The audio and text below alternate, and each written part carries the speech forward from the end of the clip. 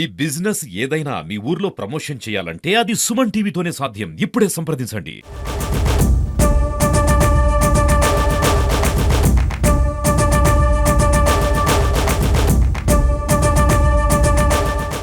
Hi hello నమస్తే, welcome to Suman TV. నేను మీ Chandu. Srisailam dam దగ్గర అయితే భారీ గొయ్యి పడడం జరిగింది. అయితే ప్లంజ్ పూల్ మనం ఇప్పుడు చూస్తున్నాము. శ్రీశైలం డ్యామ్ దగ్గర అయితే మనం ఉన్నాము. శ్రీశైలం డ్యామ్ దగ్గర అయితే ప్లంజ్ పూల్ దగ్గర అయితే 120 మీటర్ల లోతున్న భారీ గొయ్యి ఏర్పాడైంది. అయితే గొయ్యి వెడల్పు 270 మీటర్లు కాగా పొడవు 400 మీటర్లు ఉంది. 2009 అక్టోబర్లో సంభవించిన భారీ వరదలకు శ్రీశైలం క్రస్ట్ గేటు ఎత్తినప్పుడు దిగువ నుంచి నీరు ప్లంజ్పూల్లో ప్రాంతంలో భారీ గొయ్యి కనిపిస్తుంది. అక్కడ మొత్తం సిమెంట్తో మొత్తం కట్టి ఉన్న దిమ్మెలు అయితే ఉన్నాయి.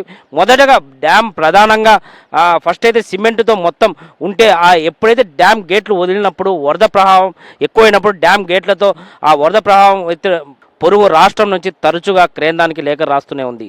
ఈ నేపథ్యంలో జలవనరుల శాఖ అయితే వచ్చి ఎస్టిమేషన్ వేయడం జరిగింది.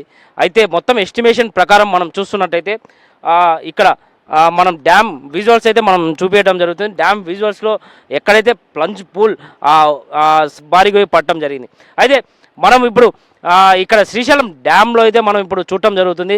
మొత్తం మనం ఇక్కడ శ్రీశైలం డ్యామ్లో ప్లంజ్ పూల్ ఎంత భారీగా గొయ్యి ఏర్పడింది అంటే దీనివల్ల డ్యామ్కి పెను ప్రమాదం ఉందని ఇక్కడ అధికారులు అయితే హెచ్చరిక జారీ చేస్తున్నారు.